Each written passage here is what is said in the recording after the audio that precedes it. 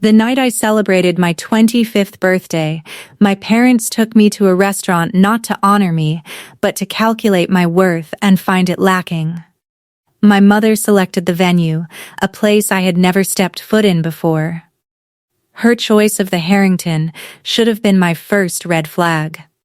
Margaret Ellison never chose a location without a hidden agenda that ultimately served her bottom line.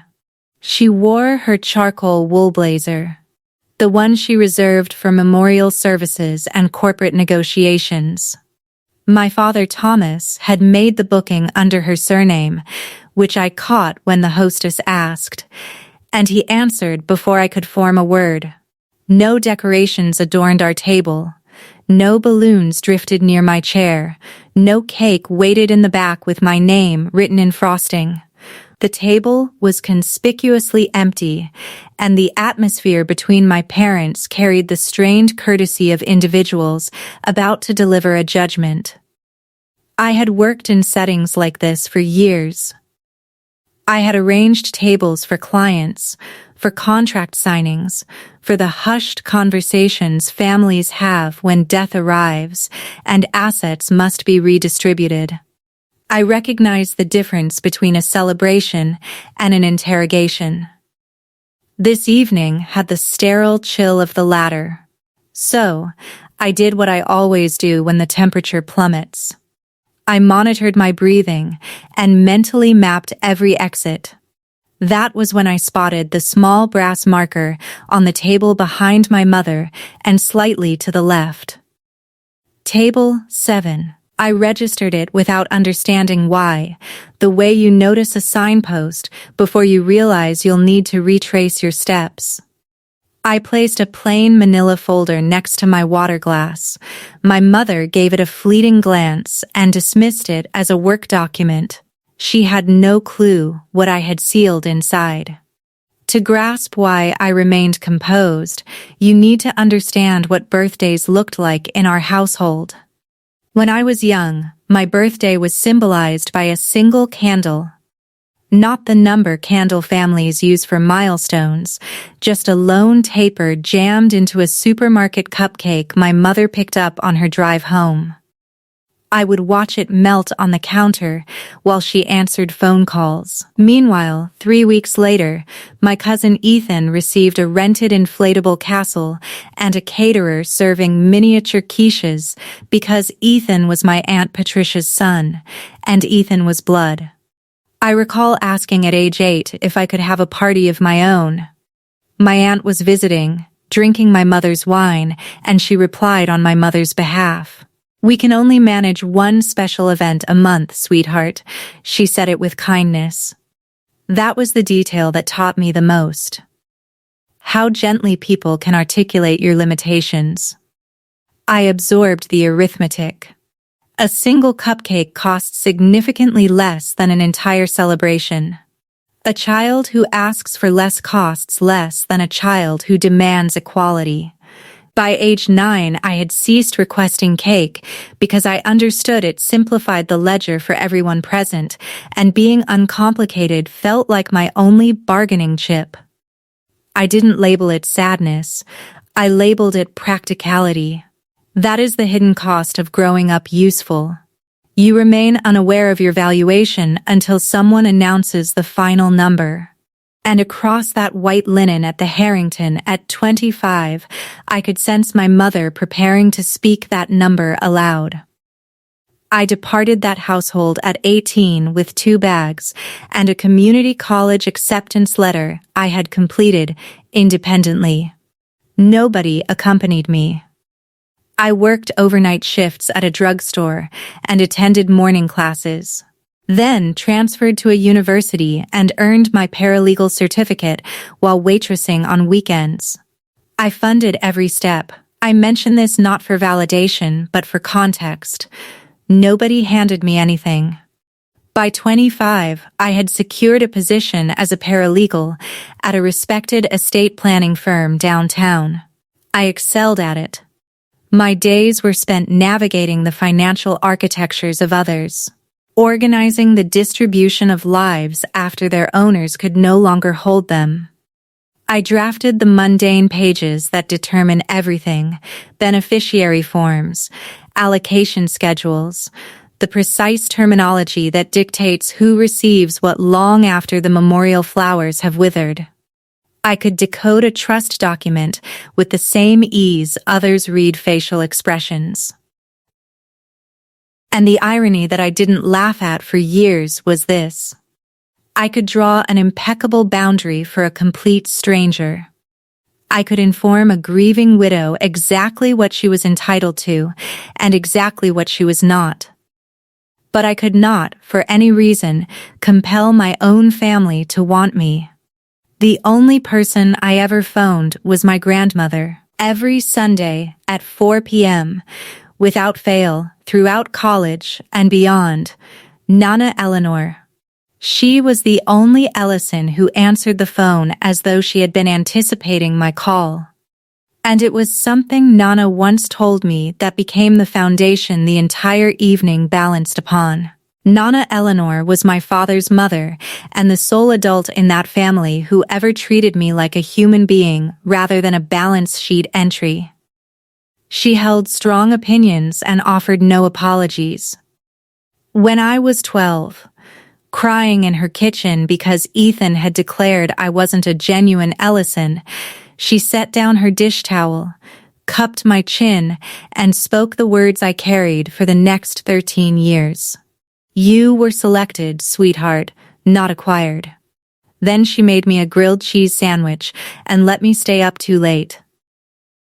Nana passed when I was 23. 2 years before that dinner, I delivered the only eulogy that remembered her for her character rather than her assets.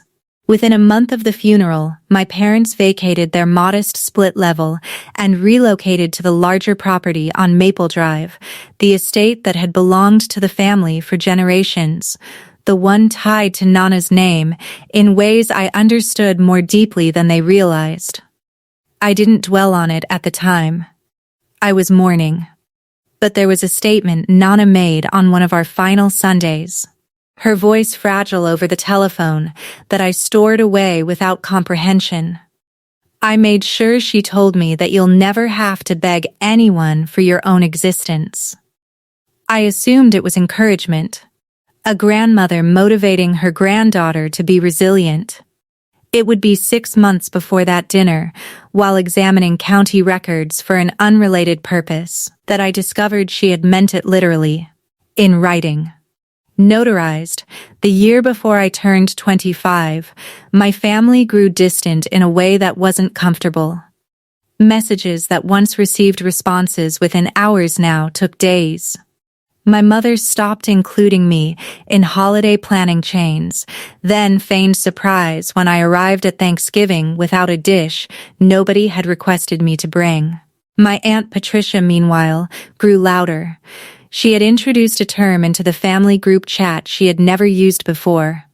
Blood, as in, this is a blood-only weekend at the lake, as in, the cabin sleeps 8 and we want to restrict it to blood this year. You understand? I did understand. I understood completely. I simply lacked the documentation yet to explain why the climate had shifted so abruptly in that specific season. People don't typically turn cold according to a calendar. Families drift, certainly, but this wasn't drift. This was orchestrated. And the analytical portion of my brain kept signaling alerts, the way you notice 3 unrelated invoices arriving on the same Tuesday and realize they are connected. So when my phone illuminated one March evening with my mother's name and a voice noticeably warmer than it had been in months, I didn't feel complimented. I felt the quiet click of a mechanism engaging somewhere out of sight. Sweetheart, she said, and she only called me sweetheart when she required something. We'd like to take you out to celebrate 25 appropriately. The way we never quite managed. And every instinct I had cultivated over 4 years of analyzing other people's bad news told me the same thing. This is too calculated. Here is what most people misunderstand about my mother. They assume the cruelty is obvious. It isn't. The cruelty is the preparation. The cruelty is a woman who never once arranged a birthday cake, suddenly reserving a private corner at the Harrington and describing it as celebrating you properly. When Margaret becomes generous, it's because a spreadsheet somewhere has indicated the generosity will be repaid. I had observed this my entire existence. I had simply never been the line item before. So, I accepted sweetly the way she had trained me. Then I ended the call and sat at my kitchen table for an extended period, doing what I do. I considered timelines. I considered the house on Maple Drive. I considered the word blood appearing in the group chat precisely now, precisely this season, and a statement my grandmother had made before her death. And I considered the manila folder already resting in my work bag, the one I had compiled 6 months earlier for reasons unrelated to my mother and entirely connected to finally understanding my origins. I didn't contact my parents for clarification. I didn't alert them that I had visited the county clerk. Instead, I made a few quiet arrangements of my own. Discreet ones, the kind you make when you've determined you won't be ambushed. You will be prepared. I won't disclose yet who I contacted. But I will share the principle I follow. The one Nana never verbalized, but taught me regardless. When my mother is sweet, someone at the table is about to lose something. I just ensured this time it wouldn't be me. People assume a narrative like this revolves around money. And I comprehend why. There's a testament somewhere, a property, a folder slid across a table. But sitting in my car in the Harrington parking lot that night, engine off, hands steady on the steering wheel, what I feared losing had no monetary equivalent. I feared losing the final remnant of the belief that I had ever belonged anywhere. Because as cold as that household had been, as transactional as every candle and every casserole, it remained my only origin story. They were still, technically, my parents. And if they severed that tie tonight the way I suspected they intended, then I would become exactly what Ethan had called me at 12. Not a real Ellison. Just a girl someone collected, and later discarded. That was the wound they were targeting, and they knew it because it was the wound they had been aggravating my entire life.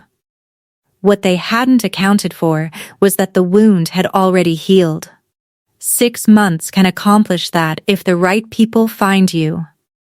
I checked my reflection in the visor mirror, tucked the folder beneath my arm, and crossed that lot with the particular stillness of someone who has read the final chapter of a book everyone else believes is still being written.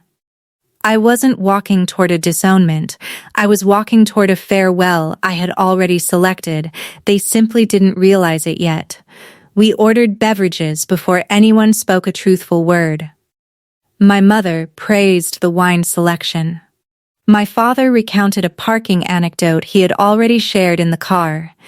And then, somewhere between the breadbasket and the main course nobody would finish, Margaret folded her hands and transitioned into that familiar cadence. I know that cadence.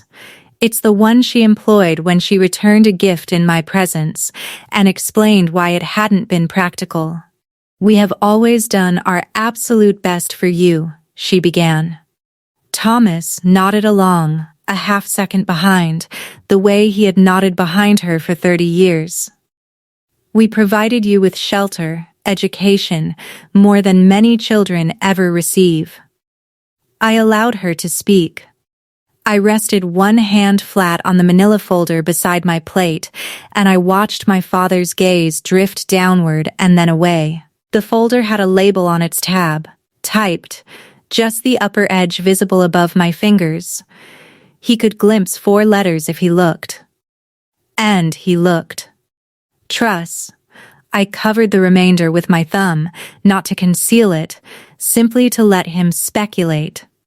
And I observed the speculation beginning to unsettle him. My mother continued about sacrifices, about how a child should appreciate the expense of being raised. And I reflected on a sweating cupcake and one candle, and I said nothing. Then she paused, took a measured sip, set the glass down with the exactness of someone reaching a slide she had rehearsed, and delivered the statement that opened the door to everything. There's something, Claire, that you should have been informed of a very long time ago. You're adopted, my mother said. She announced it the way you might disclose a change to a dinner booking. We adopted you as an infant. You were never biologically ours. I want you to know, we never intended to keep this from you permanently. She observed my face as she spoke, and I understood that she was anticipating the breakdown. This was the moment she had constructed the entire evening around, the corner table and the blazer and the deliberate pauses. All of it engineered to land precisely here, at the instant when her adopted daughter learned she had been a stranger all along and shattered into fragments she could collect and discard. I wish I could tell you it didn't land. It landed. Some part of a person always braces for the floor to be present, and mine had just been told there was no floor. But I had already learned this 6 months ago, and the only thing my mother actually revealed that evening was how little she understood me. She leaned in, almost gentle, and delivered the sentence I will hear in waiting rooms and quiet corners for the rest of my existence. We only kept you for the benefits. She smiled when she said it. That was the detail that ultimately liberated me, not the cruelty. I had been raised on the cruelty. The smile was different. A woman doesn't smile while delivering the most devastating news of your life unless she has repeated it enough times to take pleasure in the performance. And in her smile, I finally perceived the complete picture. I hadn't been a daughter who had failed them. I had been an asset that had fully depreciated. Benefits is an elegant term for an ugly arrangement, and my father, to his disadvantage, attempted to justify it like an accountant defending a deduction. There were assistance payments in the earlier years, Thomas said, avoiding my eyes. The adoption included a small monthly subsidy when you were young, but that ended a long time ago, when you were still in elementary school. There were tax considerations after that, and there was your grandmother, of course, though he didn't reference her by name. He said Nana had maintained certain expectations about family, that adopting you had enabled them to fulfill those expectations, and that fulfilling them had proven, in his precise accounting terminology, worthwhile for a significant number of years. I remained motionless and allowed the mathematics of my childhood to reorganize into its accurate equation. The single cupcake. The hand-me-downs from Ethan that still carried Patricia's return tags. The way the thermostat was lowered in my room first. They hadn't been impoverished. They had been pocketing the difference between what a child costs and what a child generates, and I had been the generator. We invested in you, Thomas said, as if that concluded the discussion. As if a child were a rental property with a depreciation schedule. And then my mother, impatient with his bookkeeping, truncated to the bottom line, the one the entire evening had been constructed to deliver. The subsidy has been absent since you were a child, Claire, and what followed it ends today. You're 25 now. There is simply nothing further that retaining you accomplishes for us. She said it almost regretfully, the way you might note that a coupon had reached its expiration. Now you're not useful. 2 sentences, and they had condensed a quarter-century of being their daughter into a line that had ceased generating income. I reached for my water. My hand did not tremble. I observed that it didn't, and I stored it away as a small, unexpected gift. Then, my father performed the action he had come to perform. He reached into the leather portfolio he had brought. The one I had assumed contained a birthday card, and slid a thin stack of documents across the tablecloth until it rested against my plate. "We've already filed," he said, "to formalize arrangements. You won't be included in the will. You won't be a beneficiary of anything belonging to us. We wanted to handle this cleanly in person, so there would be no confusion later." He had rehearsed cleanly. I could detect the attorney who had coached him. And here is the element I have never been able to make my family comprehend, the element that transformed the entire evening without my uttering a word. I read the heading on the first page in approximately 4 seconds. The way I had read 1,000 similar documents, and I recognized immediately what they had executed. They had filed against the incorrect instrument. They had spent considerable resources removing me from an estate that was nearly irrelevant, while leaving completely untouched the document that actually determined everything. They didn't know what I knew. They believed the authority in this room flowed through their own modest will. And that was where they had directed their expensive little blade. I didn't correct them. You don't inform the opposing party they've sued the wrong defendant. You allow them to finish.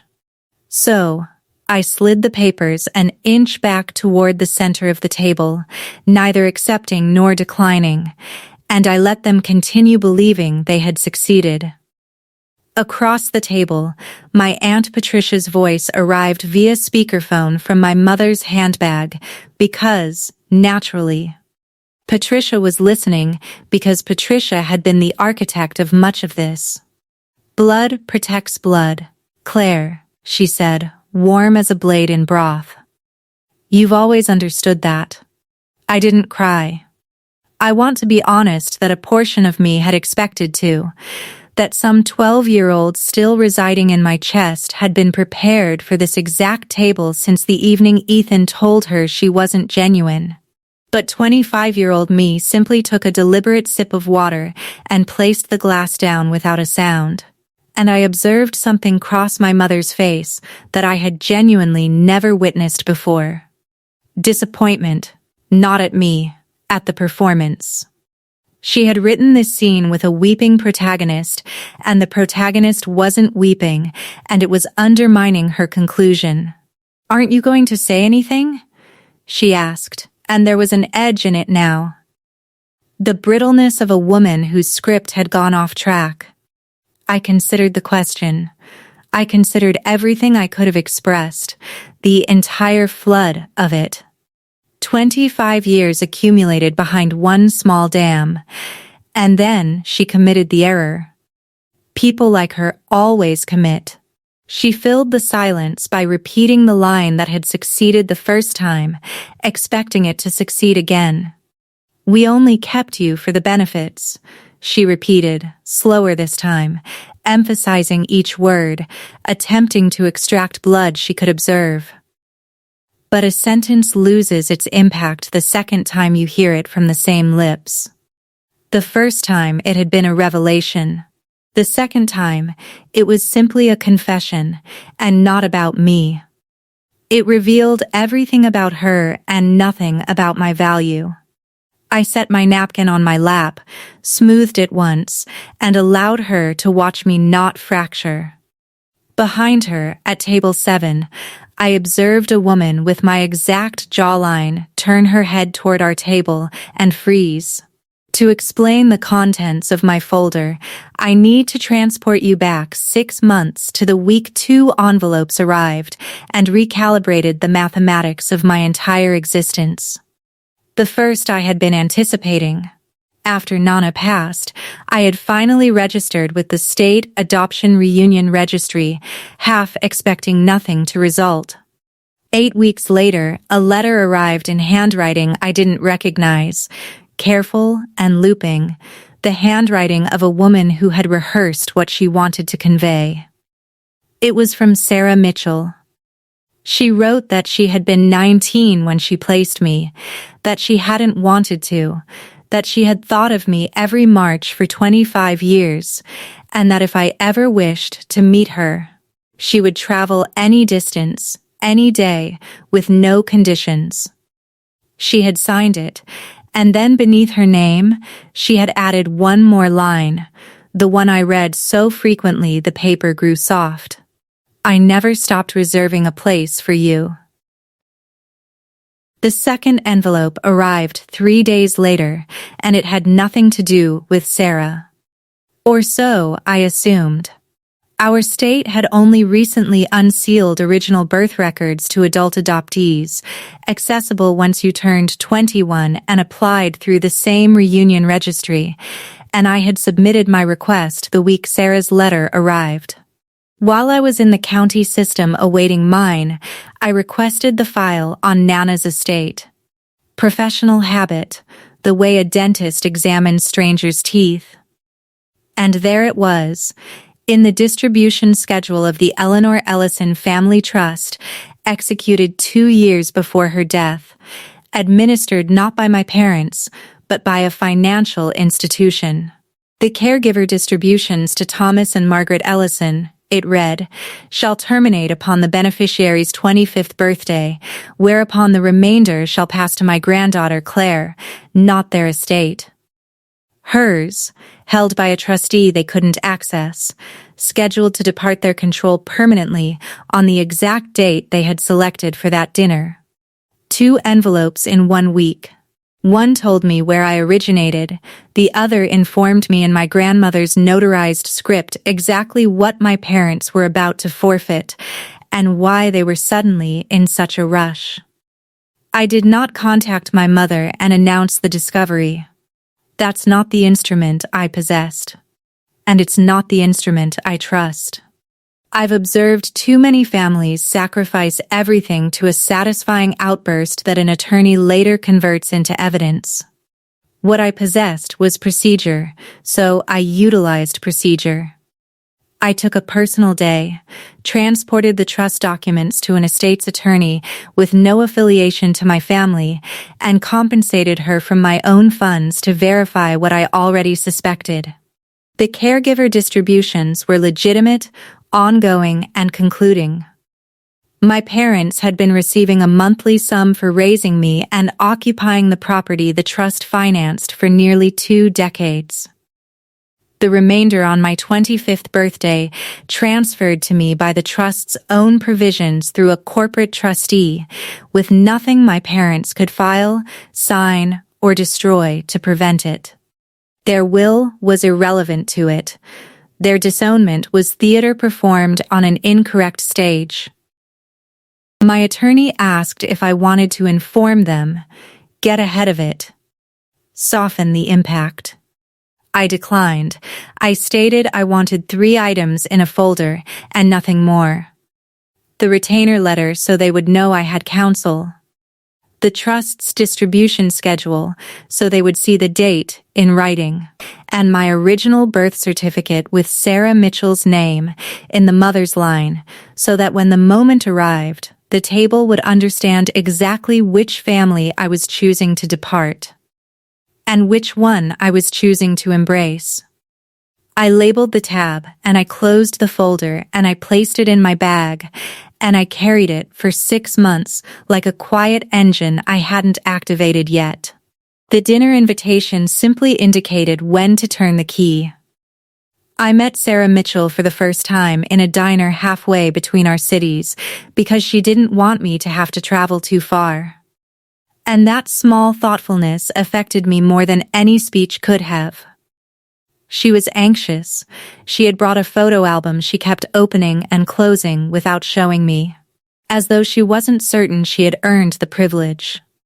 She had my jawline and my tendency to fall silent when emotions overwhelmed me. Over 6 months, we constructed something carefully, the way you would repair a bridge while standing on it. I discovered I had a half-brother named Daniel, 19, all limbs and curiosity, who texted me memes within a week of meeting me as if I had always been present to receive them. I discovered my birth grandmother was a tiny, tenacious woman named Helen who took one look at me and said, "Well, there you are." As if I had simply been delayed, not absent for a quarter century. They never requested anything from me. That was the element my entire nervous system couldn't process.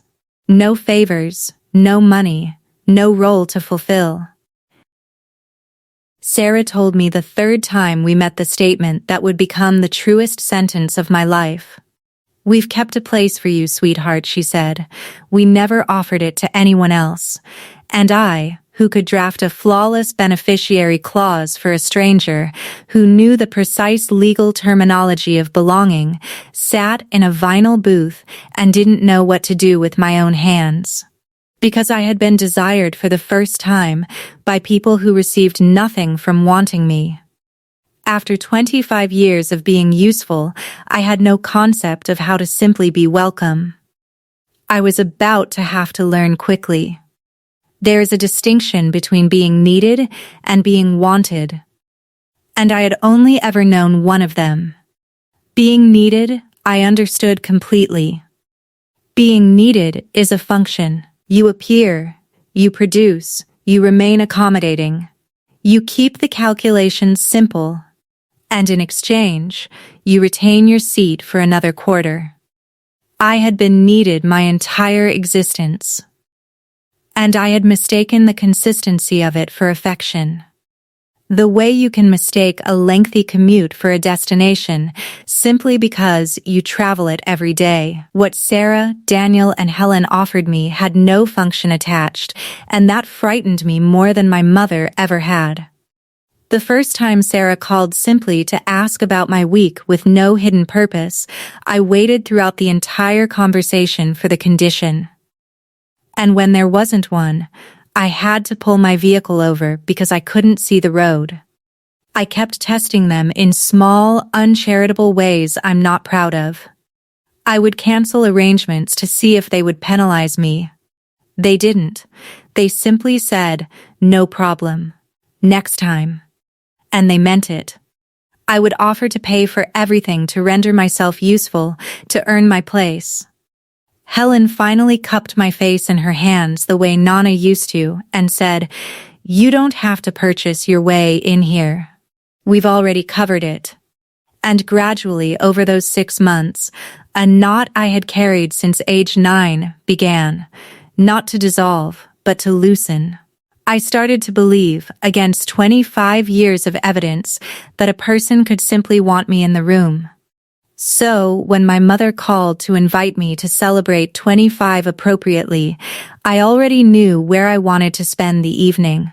I just decided to spend it everywhere simultaneously. Here is who I contacted.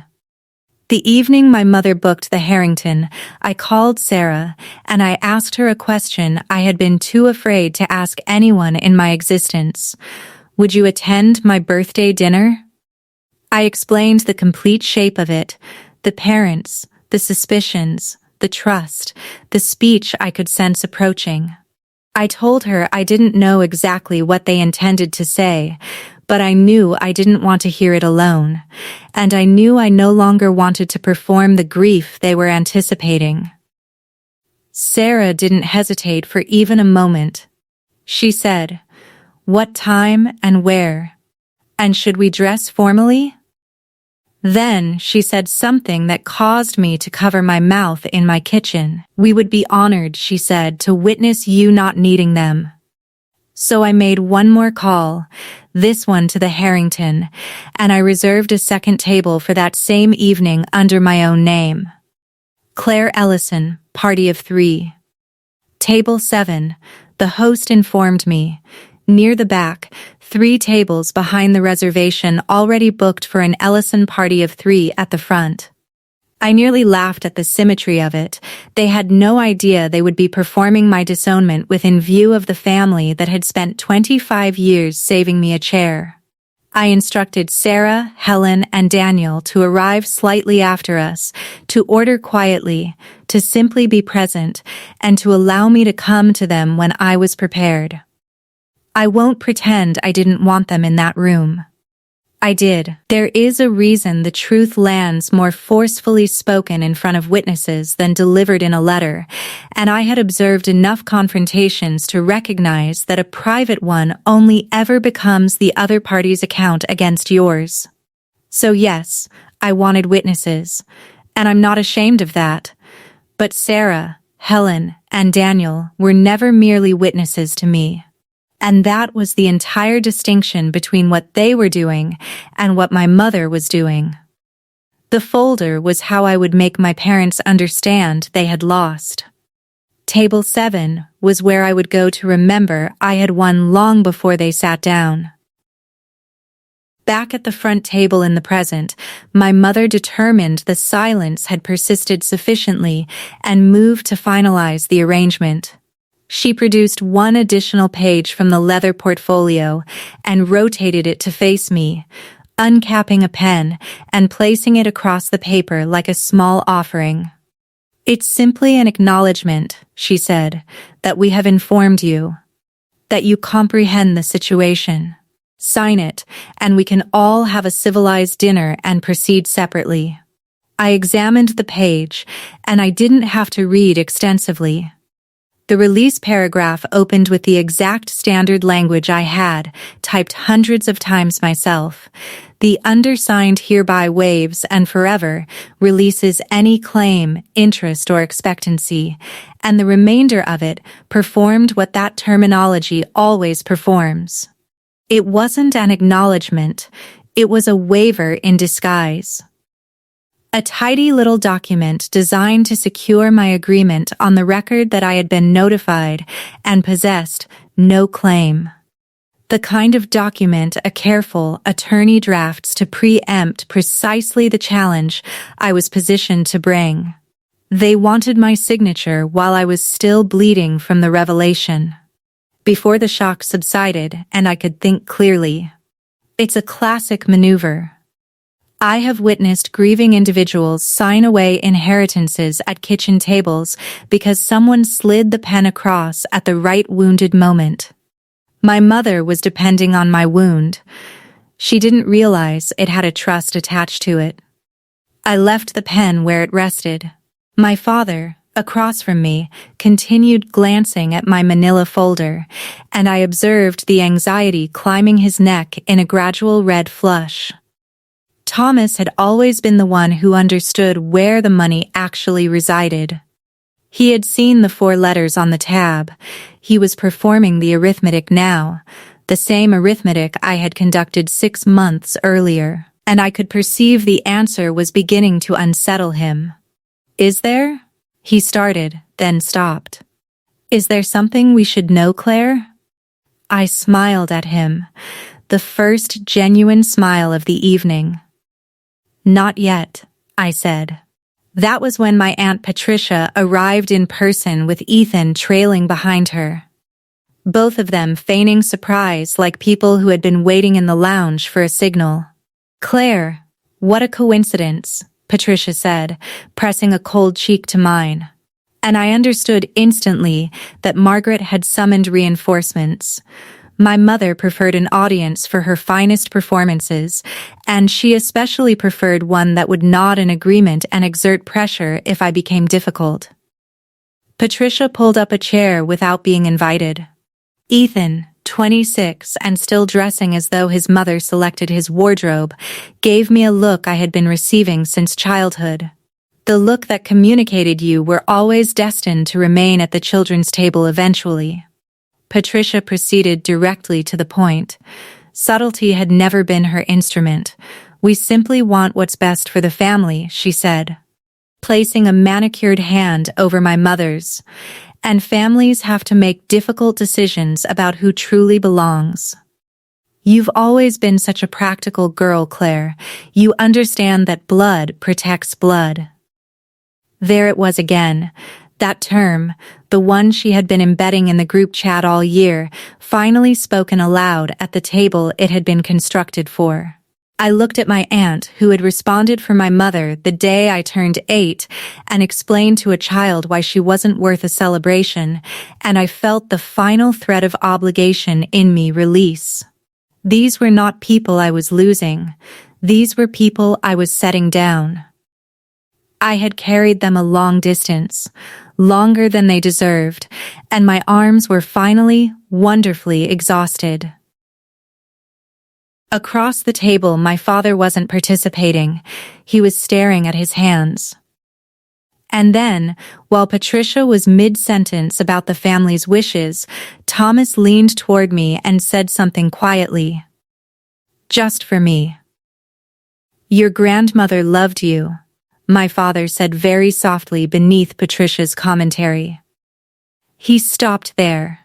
For a moment I observed the entire alternate version of Thomas Ellison, the one who might have existed if he had ever once selected a difficult decision over an easy one.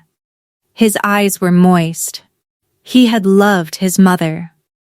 I knew that much was true, and some part of him understood that the woman he had loved had constructed a barrier around me with her own funds, precisely because she didn't trust her son to protect me. That had to be a terrible realization to sit with at a dinner table. I waited. I genuinely waited, because there was a version of that evening where my father articulated the next sentence. The apology. The "I'm sorry. This is wrong. I won't do this." And I would have heard it, and it would have mattered. But he looked at my mother, who was observing him the way a handler observes a dog that has wandered toward the road. And I observed him choose. He sat back. He lifted his water. And the almost sentence perished in his throat where so many of his almost sentences had perished over the years. That was the closest approximation to affection anyone at the front table offered me all evening. And it lasted 4 words and a swallow. I didn't resent him for it. You can't resent someone for being exactly the weight you always knew they were. But I understood finally that the reason they had filed in such haste, the reason for the entire rushed, cruel evening, was sitting behind his moist eyes. He knew about Nana's trust. He had known the date was approaching. And he had hoped desperately to obtain my signature on a waiver before I ever discovered what his mother had arranged for me. So, I asked him a question, not loudly, not as a daughter. I asked it in the voice I use at the firm when I have identified the flaw in someone's filing, and I am offering them the dignity of recognizing it themselves. "Dad," I said. "Which instrument did you file against? Your estate or Nana's trust?" The table fell silent in a new manner. My mother's wine glass halted on its journey to her lips. Patricia's manicured hand stopped patting. Thomas blinked at me, as though I had started communicating in a language he half recognized from a country he had never visited, because in 8 words I had conveyed 3 things they hadn't anticipated. That I knew there was a distinction between the two. That I knew which one mattered. And that I had known long enough to have mastered the terminology. My mother had never heard me use that voice before. None of them had. To them, I had always been the quiet one, the accommodating one, the girl who accepted the smaller portion so the table could remain pleasant. They had constructed this entire evening on the assumption that I would receive my fate, not audit it. "What?"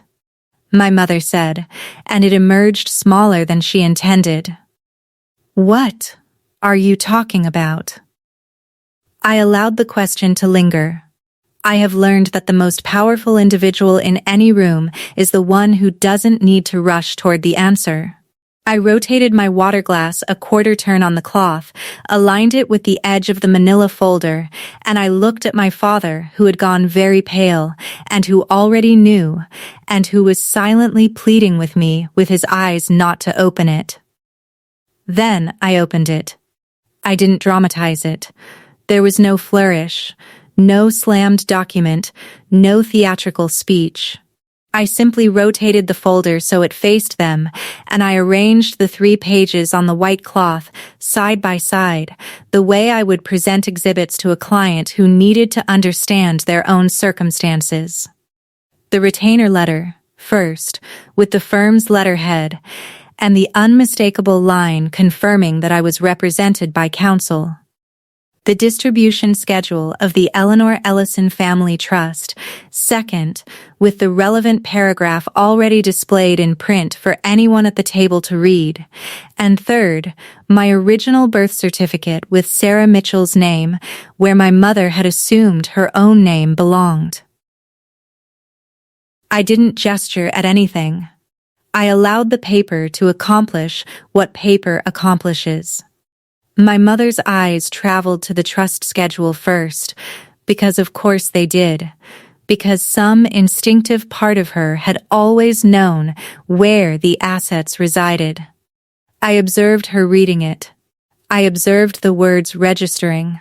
The caregiver distributions to Thomas and Margaret Ellison shall terminate upon the beneficiary's 25th birthday, whereupon the remainder shall pass to my granddaughter Claire. I observed her reach the word remainder and the word Claire. And I observed the color drain from her face from the top downward, like a curtain being lowered. She looked up at me, and then at Thomas, and then back at the page, the way people do when they're hoping the second reading will deliver something kinder than the first. It didn't. It never does. "Mom," I said gently, because I could afford to be gentle now. "You filed against the wrong family. The one you removed me from was always the smaller one. My mother is a quick woman, and I will acknowledge that. Even now, it required approximately 10 seconds for her to assemble the complete picture, and I observed her doing it in real time. The house on Maple Drive, financed by the trust that she had assumed she would occupy permanently. The monthly distributions that had quietly supported her comfortable existence and that ceased by their own terms tonight. The remainder, the actual assets, the portion she had spent 2 decades adjacent to and never controlling, transferring on this exact date to the daughter she had just informed she was finished with. And the waiver, her clever little waiver that I had been moments from signing, that would have been worth precisely nothing because it released a claim on an estate that was never where the value resided. She had aimed every weapon she possessed at a will and overlooked the trust entirely. The cruelty had been cost-free. The miscalculation had been costly. And here is where I learned the final lesson my mother had to teach me, which is that people like her never apologize at the moment they're exposed. They pivot. Her face rearranged itself, the coldness draining away and a terrible warmth flooding in. And she reached across the table for my hand. "Claire," she said, and her voice had gone soft and moist and maternal in a way it had never once been when it cost her anything. "We're still your parents. Whatever's in those documents, that doesn't alter what we are. We're family." The word family from the mouth that 20 minutes earlier had said, "We only kept you for the benefits." I looked at her hand, reaching for mine, and I did not take it. The same sentence that had been her weapon was now, in this light, the confession that cleared me to leave. People expect this is the part where I made them pay, where I detailed exactly what the remainder was worth, watched them squirm, maybe ordered the most expensive item on the menu and left them the bill.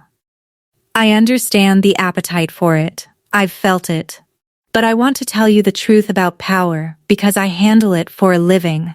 The strongest position in any room isn't the one holding the biggest number. It's the one that doesn't need the number at all. I had a career I'd built with my own hands. I had savings I'd earned waiting tables and drafting documents. I did not need Nana's remainder to be free.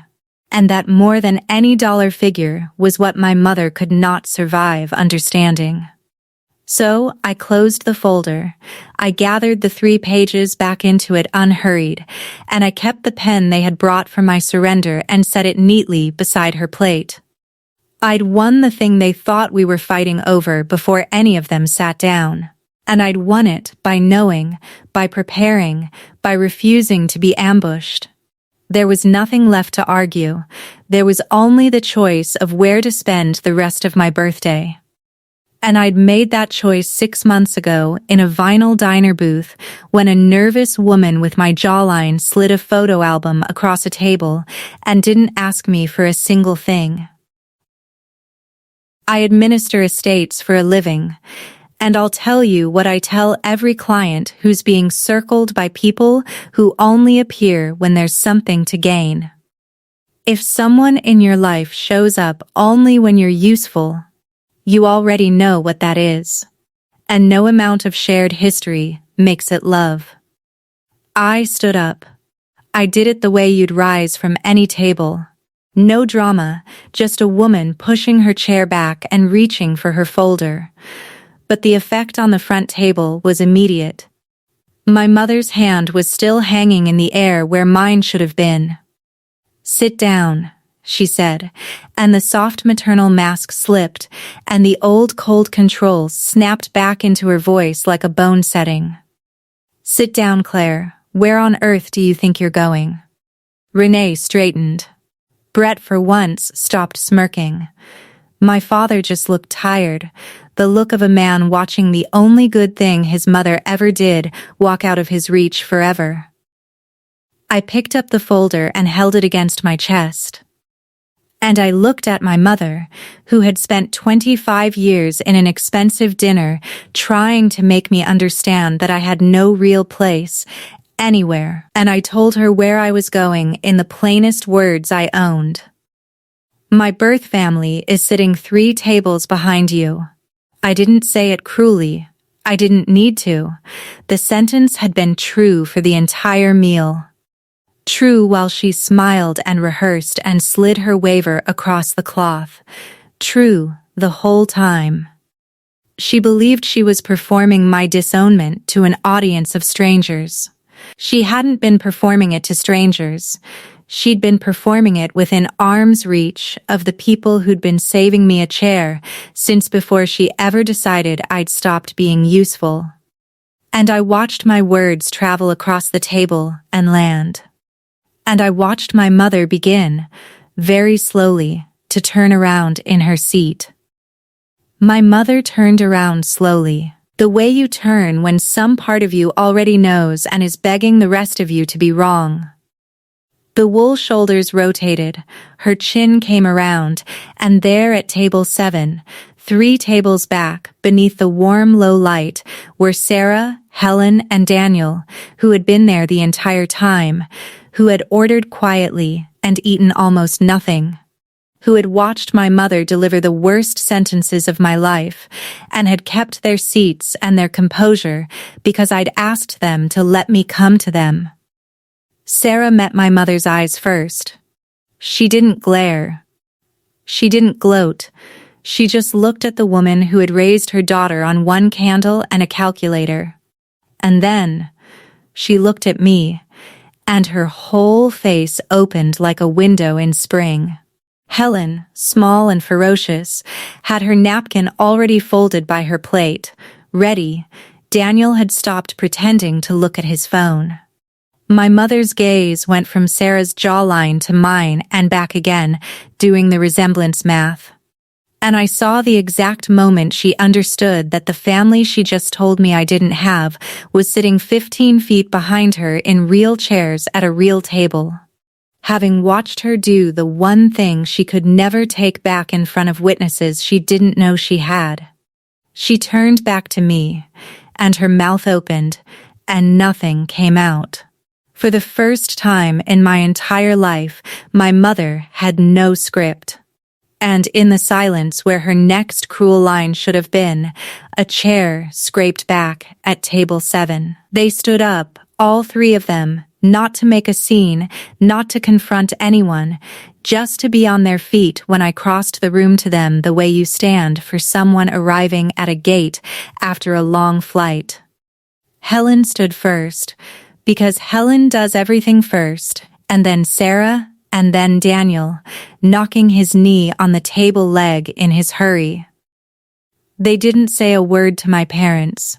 They didn't have to. Their standing said the entire thing. The restaurant had gone quiet around us, the particular hush of strangers who can feel that something true is happening and have stopped pretending not to watch. A waiter froze with a tray. And I walked past my mother, who was still turned half around in her chair.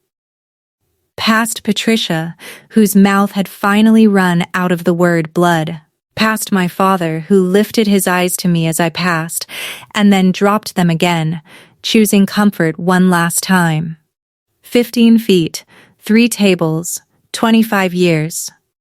When I reached them, Helen took my face in both her hands, the way Nana used to, and Sarah pulled out the empty chair beside her own, the 4th chair, the one they had asked the host to set, even though their reservation was for 3.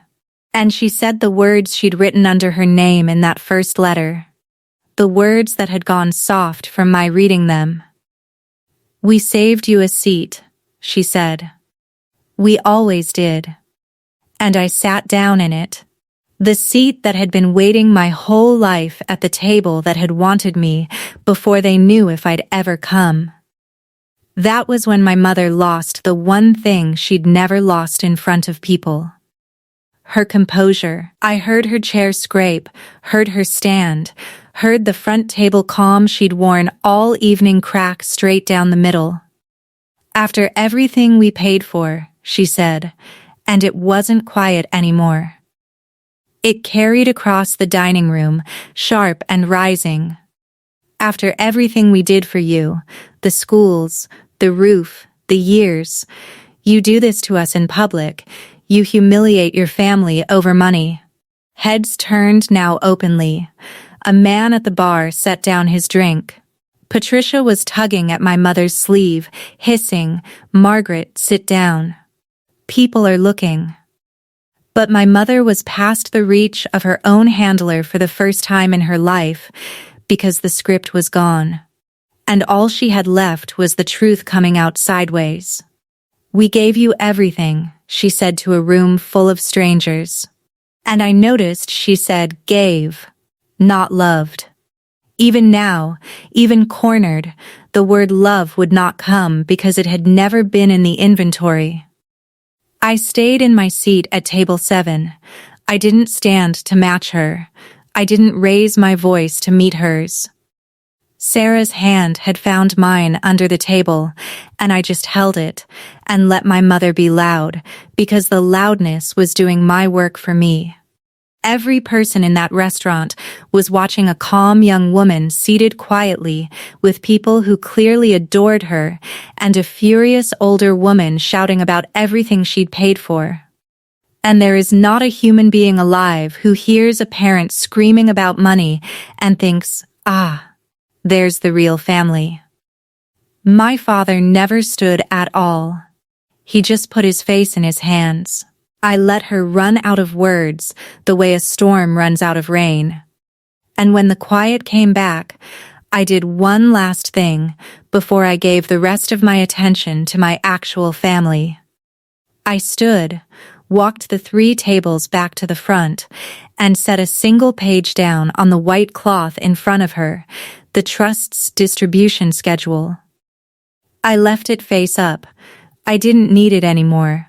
My attorney had the originals, and I wanted my mother to have something to read on the longest evening of her life. "You can keep this one," I said.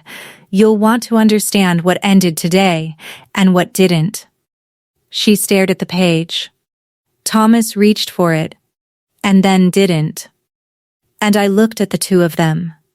My mother, who had priced me at 1 candle, and my father, who had loved his own mother too much to honor what she'd asked of him, and I said the only sentence I'd prepared in advance, the one I'd written in my head in the parking lot, and decided I'd only use if I earned it. "You kept me for the benefits," I said. "They kept a seat for me." Then I turned around and I walked back to table 7, and I did not look behind me again. Not once. Not when Patricia called my name. Not when my mother said something I couldn't hear and didn't want to. I sat back down beside Sarah. Helen had ordered me a slice of chocolate cake while I was gone, and Daniel had stuck the little restaurant candle in it, a single candle lit. And for 1 second, the symmetry of it caught in my throat. Then Sarah leaned over and said, "Blow it out, sweetheart, make the wish."